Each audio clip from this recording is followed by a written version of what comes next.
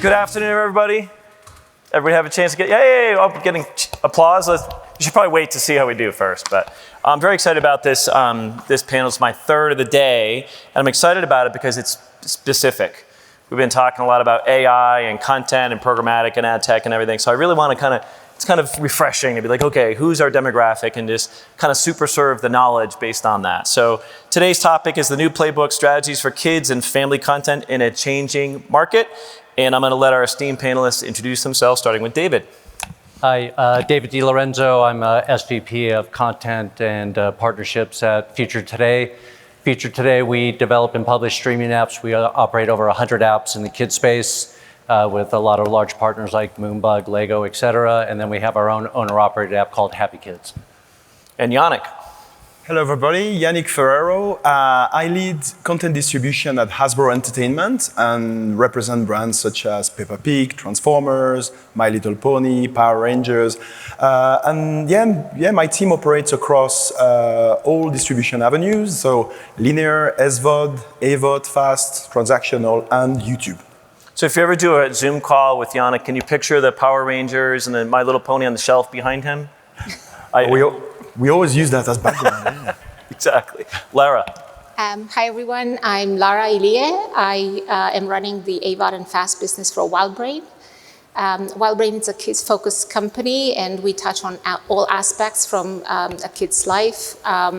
We have production studio. I'm handling distribution for AVOD and FAST, but obviously I'm part of a much bigger team who's distributing on linear and SVOD and YouTube. And then we have another side of our business tasked with licensing and last media solutions, which is our last big addition to our line of businesses for ad sales.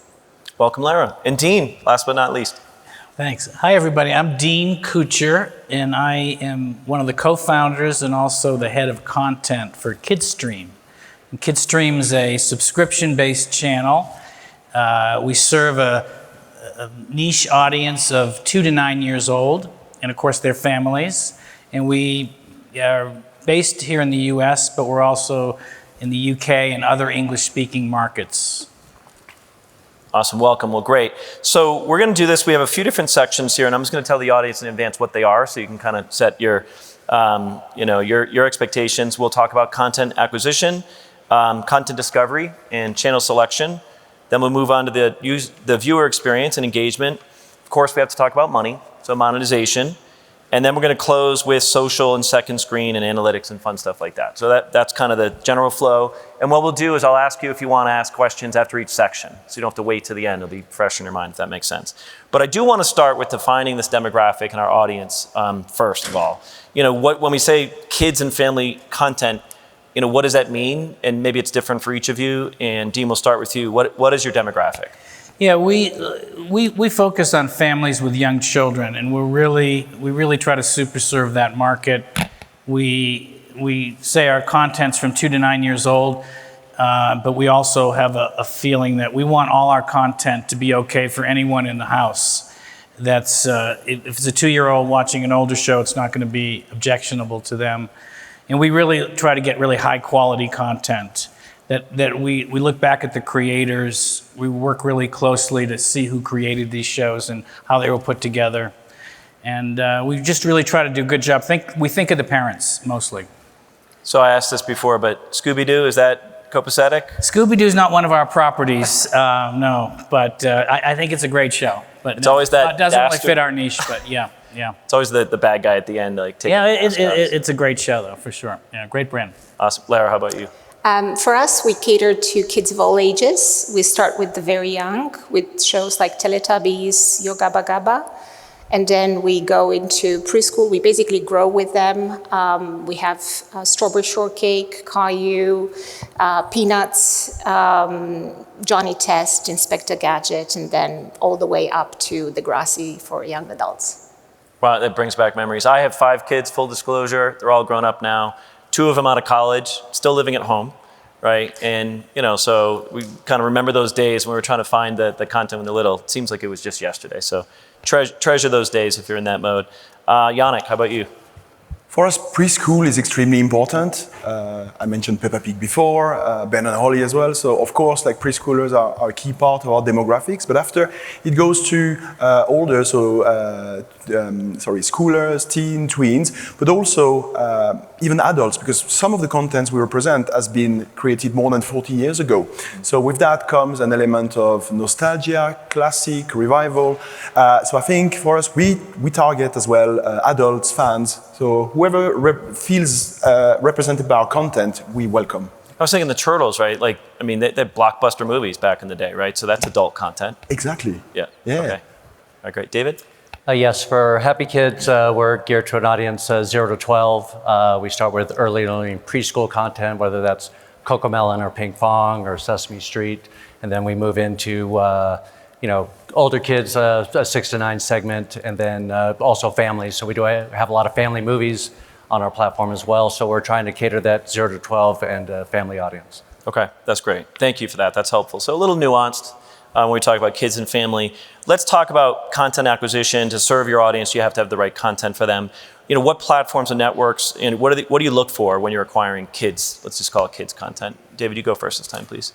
Yeah, for us, it's a pretty wide spectrum. I mean, we're looking at, as I mentioned, early learning preschool content, and that could be content that's either studio produced or it could be content that's available via YouTube. So, some of the larger early learning preschool content has been YouTube developed in our marketplace a lot. And then moving into older content, I mean, we are licensing content from Hasbro and from WildBrain, so we do have classic series like Transformers or Strawberry Shortcake. We've got Pokemon. I mean, and then we get into a lot of influencer content with, Ryan and Friends is an example, or Kid City, Ninja Kids, and then also a lot of gaming. A lot of kids are watching user-generated content gaming now, developed on both Roblox and Minecraft platforms. So we have a lot of user-generated content as well. And then family films. We try and bring in family films and try and bring the family together. Same question for you, Yannick. So what we hear from the platforms is often that they are looking for a brand-safe environment, brand affinity as well. So that's what we bring with our brands as well. Very often, single IP channels or single IP, when talking about fast channels especially, single IP channels seem to be the preferred way to package channels. But at the same time, I think when there's a logic in the way to package those channels, I think multi-IP could work as well.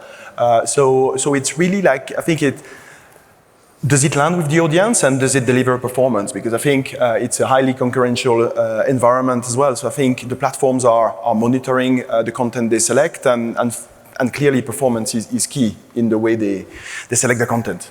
And so just so everybody's clear, single IP versus multi-IP.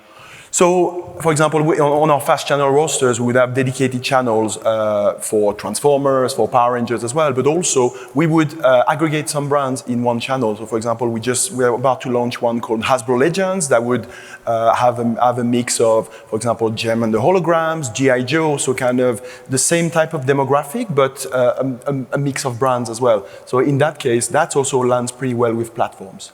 Okay, thank you. And Lara, how about you? So what, platforms and networks, what are they looking for content acquisition? Again, we have distribution across many mediums, so I can speak for the AVOD and FAST piece of it.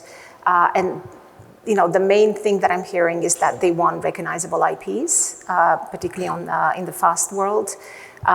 We were lucky enough to have a very large catalog of titles. We have over 14,000 half hours of content. Which included a lot of very well-known IPs, and we've only focused on that as single IP channels.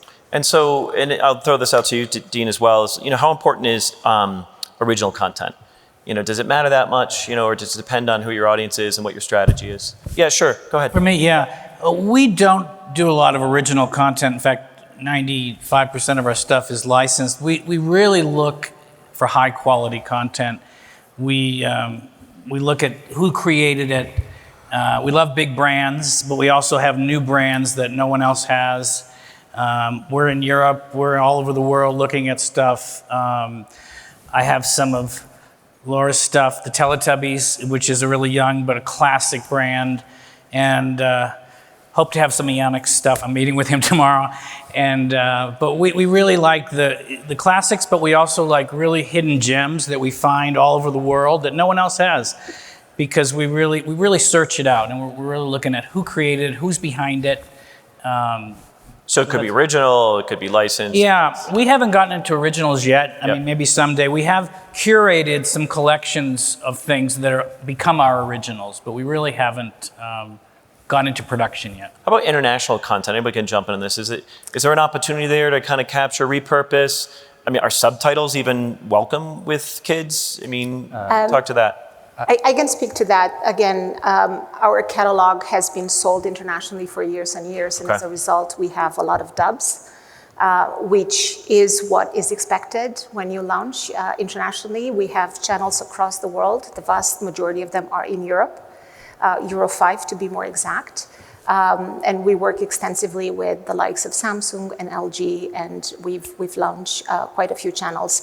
Again, all of them are dubbed in local languages, and there's this kind of logic thread. If the dubs exist, that means the broadcasters have aired it in the past, sometimes twice if we have actually accessed the dubs. So those shows are already very well known in any given country. So it's a kind of sure bet to launch a channel that has a dub. David, you had a thought on that? Yeah, no, I just think for us, we're either finding content produced from maybe Canadian producers or European producers that we bring onto the channel, as well as via YouTube. I mean, we've got a show, Steve and Maggie, which is actually produced in the Czech Republic, talents from the UK, but there's a lot of great content globally. And then for us, in terms of exclusive content, by default, I think sometimes we have exclusive content because maybe we've picked something up that somebody hasn't. And then in the user-generated side, we're producing content that is exclusive to us. And the purpose of that is really to control the narrative, control the safety factors. I mean, we're kid safe, COPA certified. So with gaming content specifically, we want to be very careful about what we're doing. Okay, good point. Yannick? When it comes to original production, so first we produce some films, some series as well, so kind of high budget, but also some digital first series as well, dedicated more to the likes of YouTube as well. So it really depends on the type of distribution. I think for our AVOD and FAST business, that would be more the legacy content that would be prioritized. When it comes to localization or international or dubbed content, I think there's always a challenge in terms of cost. So we're trying to find the right price point and the right way to kind of still be profitable when we distribute internationally. I think as well, like we see some trends, especially in the Nordics or even in Germany, where some of the audiences consume English-speaking content with subtitles, even apparently younger audiences. So that's also a way sometimes to distribute the content at a cheaper cost. Yeah, I've heard of people picking up languages that way too. Yeah. And it's actually, my kids are a little bit older, but I've seen some of the nieces and nephews, they'll be watching English content with the subtitles on, just because they don't hear it I don't know, or they get used to reading it. Interesting. I think there's a certain aspect of how the country has been consuming content. So there are certain European countries where they have always dubbed their content, so they're not used to hearing in English, whereas there are others who are subtitled forever. And so they have always heard English, so it's much easier to feed them subtitles. Sounds like a very interesting research project. Any researchers out there? I think that would be pretty cool. Before we move on from content acquisition, any major trends that are kind of changes that are happening in the industry with kids and family content that you want to point out? Anybody? I mean, I would just say, again, not to be repetitive, but the user-generated content in the gaming side is probably a trend that we're seeing quite a bit of. So that's an area of focus for us. Dean? Yeah, I just think the international market, the one thing about kids is kids around the world are more similar than adults are. So you can have a child in Australia, Czech Republic, and in the US, and they might like similar tastes. As they grow up, their tastes kind of get more localized. So kids' content travels the best around the world. And of course, most of it's not live action so it's easy to dub it. When it's live action, it's a little more challenging, but yeah. I think for me, that would be a mix of we are always talking about on the YouTube space about creators, like now they even have incubators for their creators as well. So the answer to that is also like create this safety, this brand safe environment as well. So I think it's really important to kind of balance what you see on the social, versus what you see on streaming platforms as well. So I think it represents a good opportunity for streamers. Yeah, and we're going to talk about social and second screen in just a minute. Before we move on to the next section, any questions from the audience? Any content acquisition? No? Okay, great. Let's move on then. Now we're going to talk about content discovery and channel selection. I'll throw this out there to all of you, and we'll start with Larry this time. How is content discovery different for kids' content? Do parents just want to turn on a curated channel all day? Are they willing to search? I mean, this is part of the challenge right now. We have vast amounts of content. How willing are parents or kids willing to go find that content wherever it might be? Or is it important just to give them a channel that's curated by you, right, programmed by you, and you just turn it on and they just get everything they want with one channel? Is there a balance? I come from the old world, maybe not old world, but just the traditional sales where you would have just a handful of broadcasters on any given market. So I guess the decision of what kids watched in any given country would be in the hands of the schedulers or the buyers for those specific linear broadcasters. And that world has changed tremendously since then. In today's world, I think it's the parents who mainly choose the platform. But once you're on the platform, it's the kids who are choosing what they want to watch. Interesting. So careful what you turn on because you don't know how it's going to unfold unless you trust it, right? Unless it's brand safe. Okay. Yeah, I would say on our platform that the early learning preschool content is probably more parent-driven.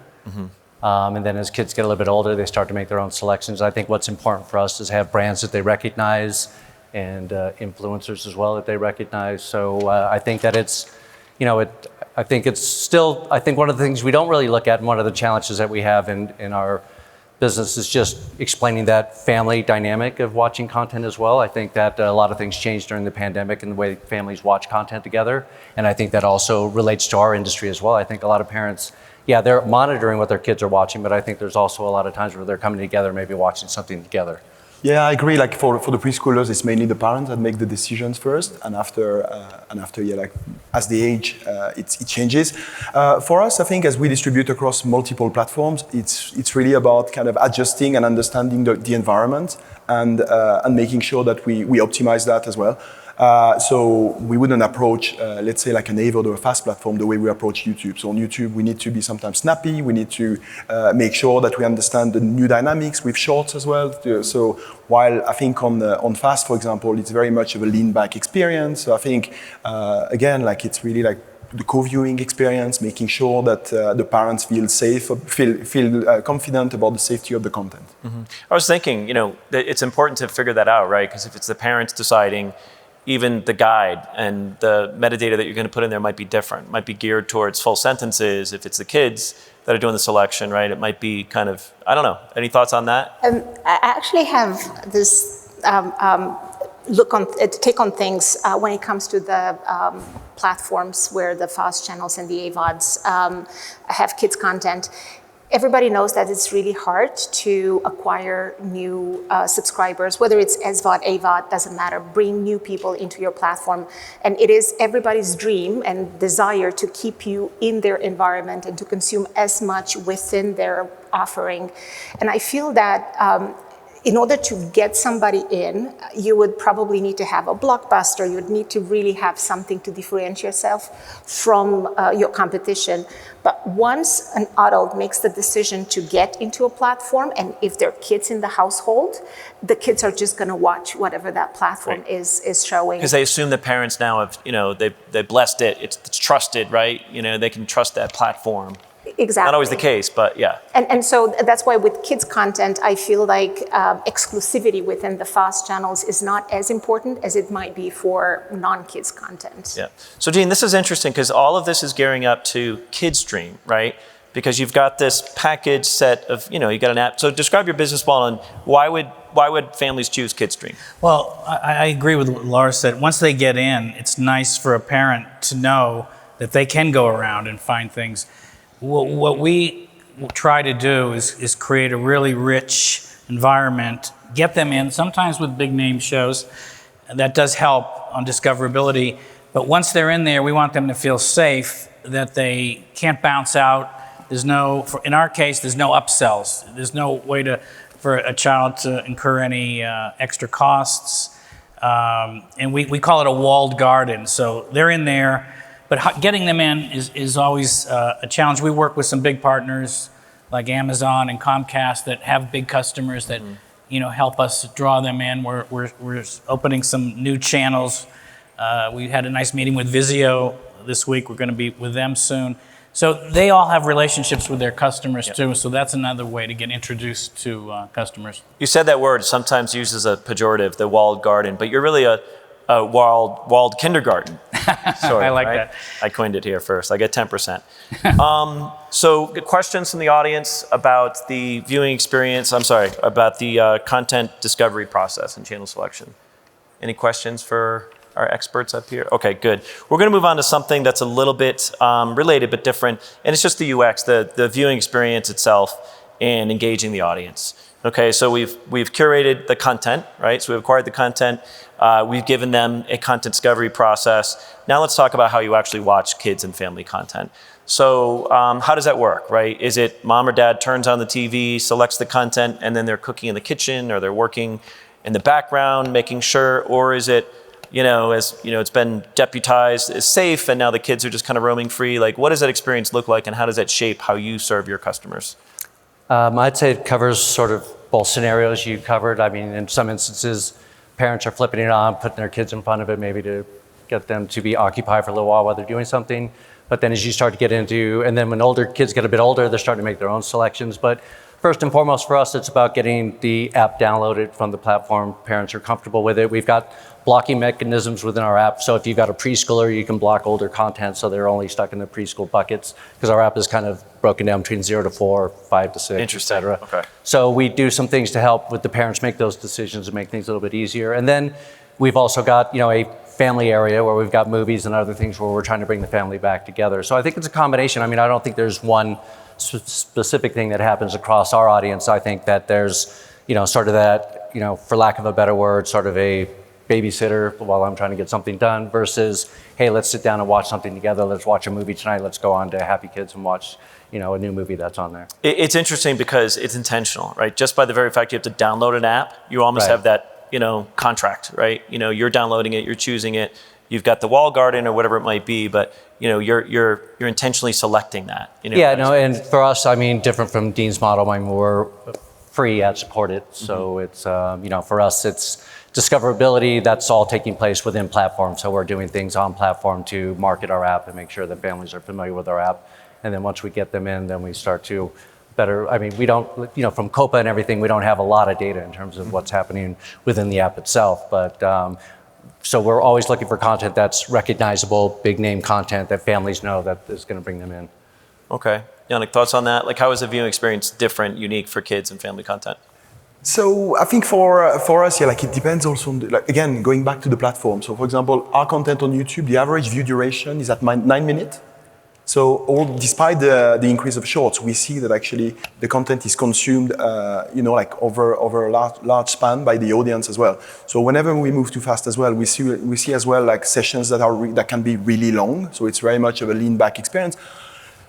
That's why we talked about the walled garden before. Like if it's this babysitter experience, they really want to make sure that they're in a kinder walled garden as well. So that's one. After, when it comes to VOD, I think it's more of the choice is more active there as well. So depending on the way to consume the content, we see different experiences. So it's interesting. You're bringing up not only the app but the platform and how that might be different. Lara, I'll throw this over to you.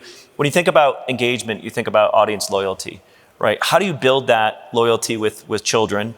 And is that loyalty tied to a single IP, bit of a show or whatever, or where it's streamed, the platform? Thoughts on that? Yeah, so just a little bit on your previous question. Again, we rely a lot on our catalog of titles. A lot of them are nostalgia titles that millennials have already grown up with and they love. So it's a lot of co-viewing experience. And within this co-viewing experience, you have the whole family watching, which is a great element that it would be great for the advertisers to actually take note of, because you get to speak to the whole family with just the kids show that plays on this nostalgia factor. To your second question, we struggled for so long years ago to be able to sell shows non-exclusively. All the broadcasters would buy them exclusively, and we kept saying that kids just like to watch what they want to watch where they want to watch. And when FAST and AVOD became a business for us, I was really happy to be able to try this theory of mine that I've had for years. And so we took, for example, Strawberry Shortcake, which is a very well-known IP, and we went very, very wide. We have launched, now we have 10 Strawberry Shortcake channels in the US. 10? 10. 10 different Strawberry Shortcakes? It's the same IP, it's the same channel going on 10 different platforms. And it goes from strength to strength on every single one of them. And we've had it now for almost 5 years. So it's had time to grow. Now, mind you, being a kids show, every 3 years, it's a new set of eyes that watches it, which is one of the advantages of... Always getting a new audience. It's brilliant. Exactly. Right. That's one of the advantages of... Built-in viewer acquisition. Being in the kids world. But again, just having it everywhere, it speaks to the fact that kids just like to watch it. If they're in front of the TV and they see it, they watch it. And it's interesting too, because you mentioned advertisers briefly in your response there, and you think about them, they're selling to two different audiences. They're selling toys to the kids and playpens to the adults, to the parents. Any thoughts on that? Like how? Not just that, but kids influence decisions, not just around toys or what movies they go to, but even what the car the family buys. So the fact that the viewership is together as a family, there's conversations around the ad that has been seen and what the next car of the family should be. So I think there's a lot of advantages that we're really looking forward to take it. So thank you for that. Let's talk a little bit, just to move forward here, a little bit about, we've been talking about some of the upside here, maybe some of the downsides with kids content. Dean, is more screen time always worse? Well, we see screen time as an opportunity as well. There's a lot of enriching content. Kids can absorb a really lot of good things depending on what it is. So we really look at it as an opportunity for the parents. And we're not saying kids should be in front of the screen all day. And some of the risks, that there are risks with content we try to mitigate the risks by not letting them bounce out into adult TV or no ads coming at them. So we feel like we mitigate the risks, but screen time, we consider it's an opportunity for parents as well. So I'm going to throw this out, and David, you can answer this to kind of broaden that. Are there any special considerations, regulations in terms of marketing, programming, and advertising to kids given the audience? And how do you handle concerns around brand safety? So I don't know if that's what you're going to answer. You can answer the previous question or this one. Yeah, no, I can.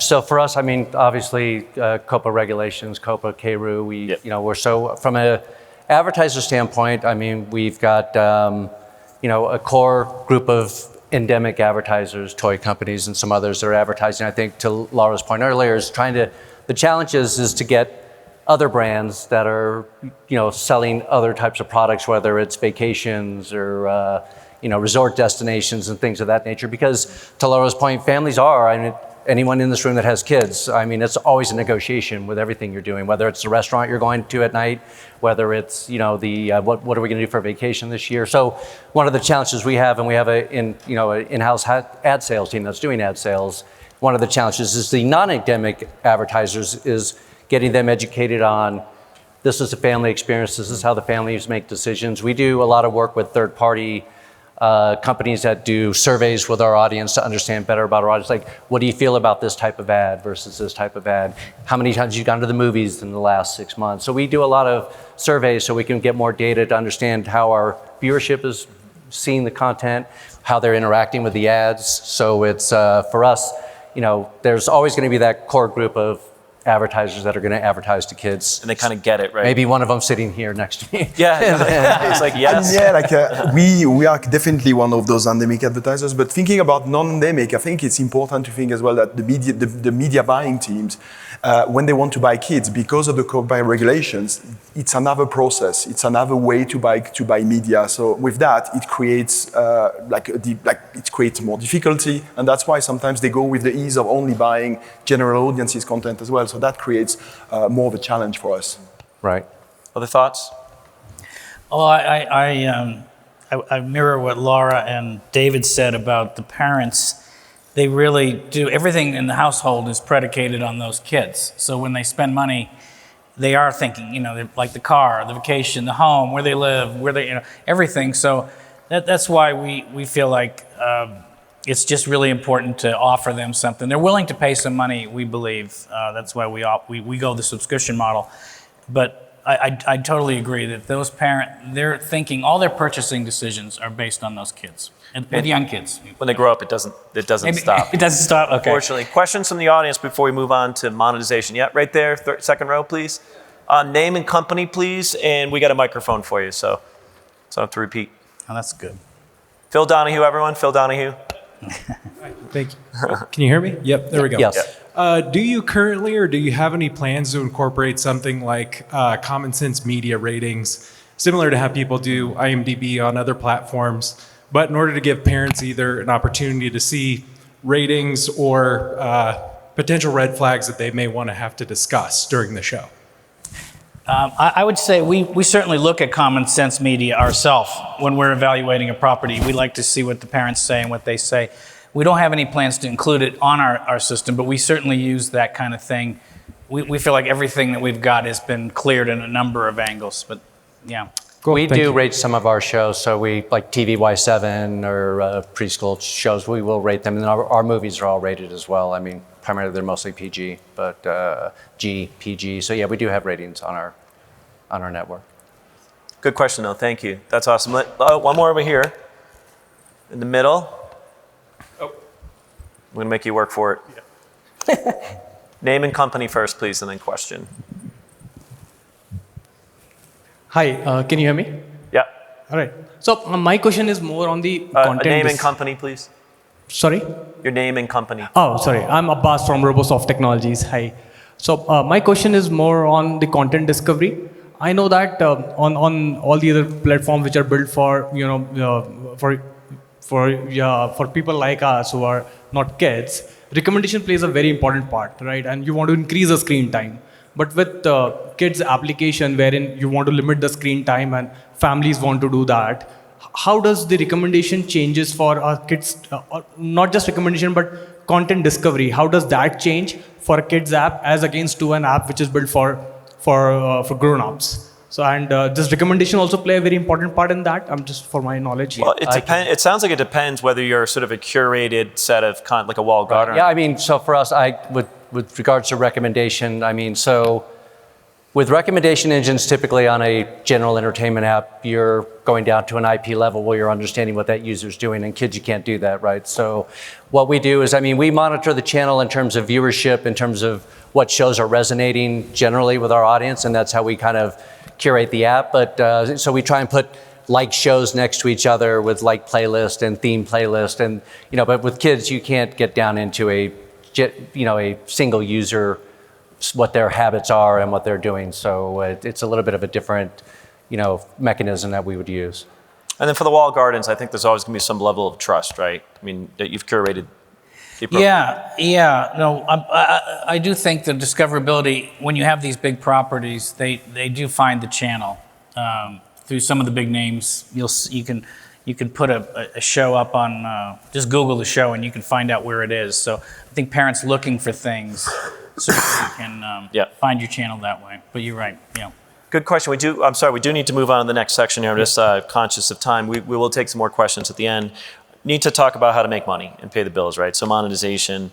And Dean, I'm going to start with you this time. KidStream is sold as a subscription channel. And why is that? So many of the folks here, a lot of the focus has been on FAST. probably 90%. Yeah, So yeah. How does that work for That's you? a good question. We were approached a lot to do fast channels. We just picked our lane. We felt like subscription is a nice price to pay. It's a good revenue model. We know how to make money. We don't need millions and millions of subs to make a good piece of revenue, and we just like it. We feel like it's a really good lane for kids, and like we already mentioned, parents are willing to spend some money when it comes to their young kids. Any other thoughts there in terms of the? I mean, we're on the opposite end of the spectrum, so we're completely ad supported. So can we compare P&Ls and just kind of look at the top line and the bottom line? Anyhow, Let me get that graph up. Yeah, that's great. Okay, so moving on. So Yannick, let's go to Hasbro. What are the trade-offs and challenges and opportunities when you look at AVOD versus fast monetization? Anything unique about kids content? So kids content, yes, definitely because of the regulations. That means that the monetization is lower than general audiences. So often we see maybe like the CPMs being almost half of the general audience's CPM. So that creates quite a unique way to monetize compared to others.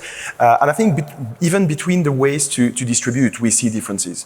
So on the VOD side, the CPMs are much higher, or the cost per minutes watch are much higher than on fast. I think on fast, because there's a lot of ad breaks available, sometimes they are more difficult to feel. We talked as well about the lean back experience, so sometimes that may also maybe the perception of the advertisers would be that the attention span is more limited on fast than it would be on VOD as well, so they would be more inclined to buy VOD versus fast. So monetization on VOD, from our perspective, seems to be better at the moment.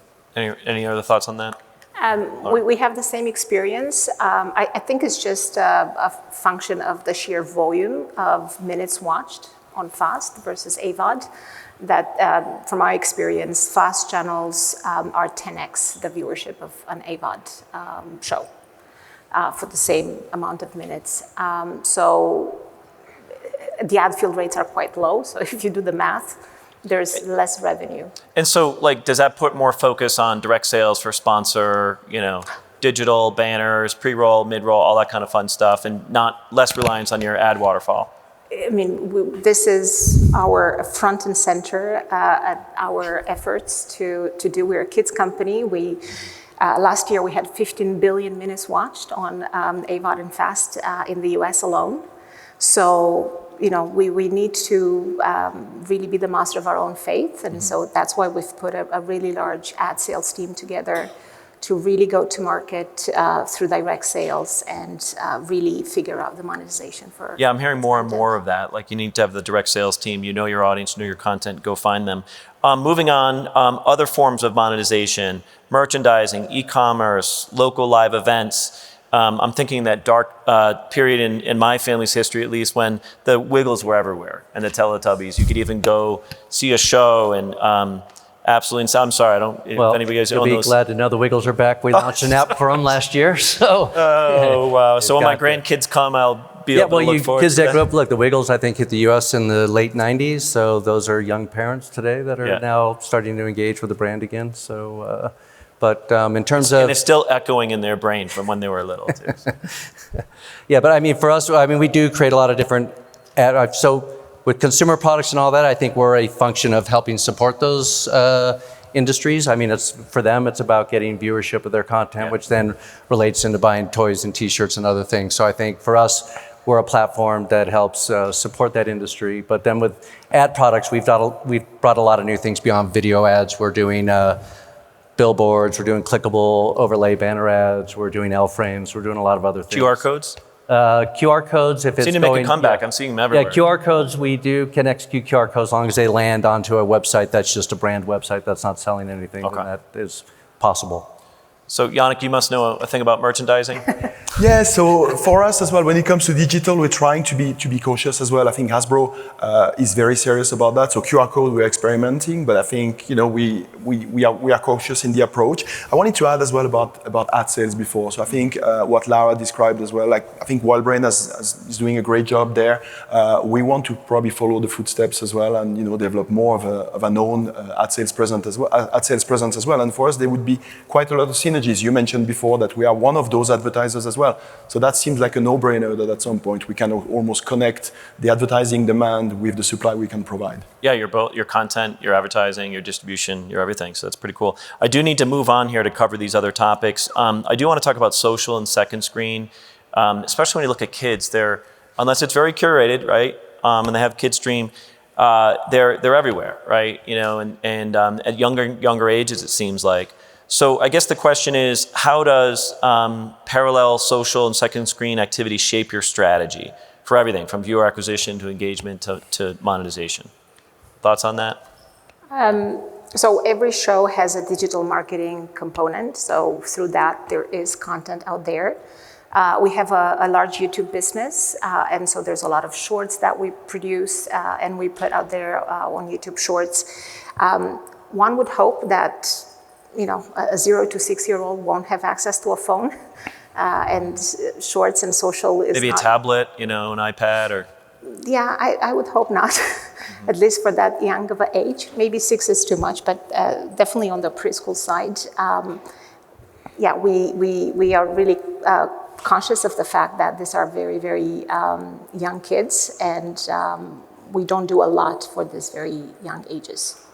I think for the industry in general, we got to look at, there's a lot of other platforms that are developing. The word entertainment means a lot of different things to a lot of different people. It could be a TikToker, it could be an influencer on YouTube, it could be, a studio produced show, et cetera. So for us, we're out there looking to find out what's kind of happening and trends and things to try and figure out, and then take some of that content that is kid safe and bring it into a kid safe environment. So, For us, we try to follow and understand the trends, the platforms and the algorithms as well. So making sure that we understand that and we specialize for each platform and we tailor-made our approach to each platform as well.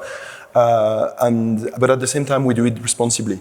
So I think there's really for Hasbro, we need to follow our values as well. There are big commitments. We are here for more than a century already. So that's why for us, it's really we need to adjust to the platforms. We need to understand the trends. Lara mentioned shorts before. So I think it's really about what can we do to stick with our audiences as well.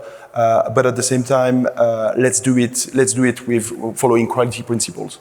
Yeah, whether it's in our families or we see it in other families, so many kids are, zombie scrolling, brain rot content across YouTube, TikTok, or whatever at younger ages. So I'll combine two questions here. Is that There Be Dragons? Do you embrace that? Do you avoid it? Is YouTube core to your strategy, or is it sort of tangential? Anybody want to tackle that?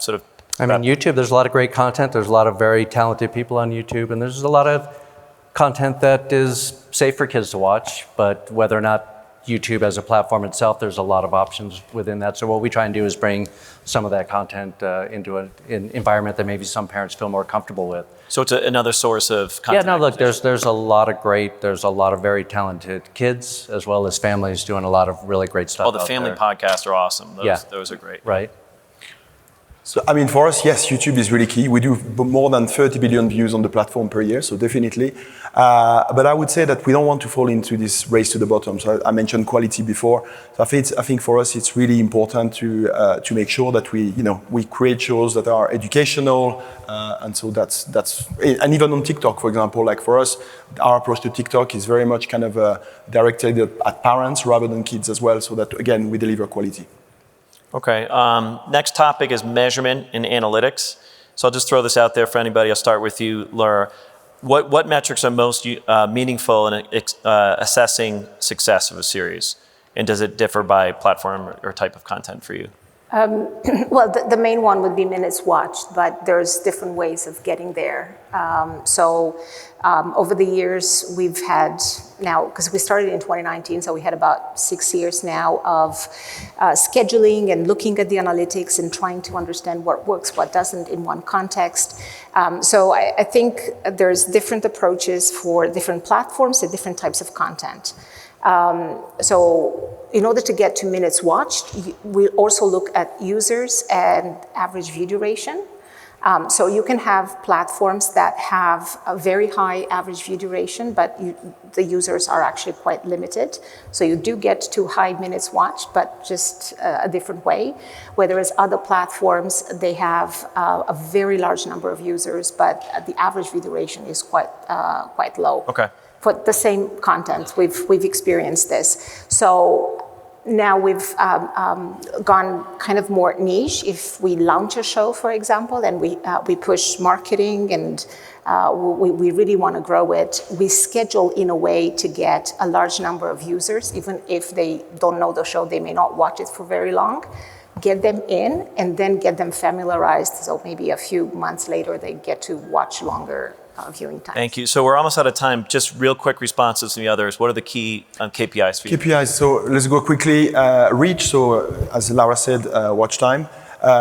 Coverage, so how many platforms do you distribute to by country, etc.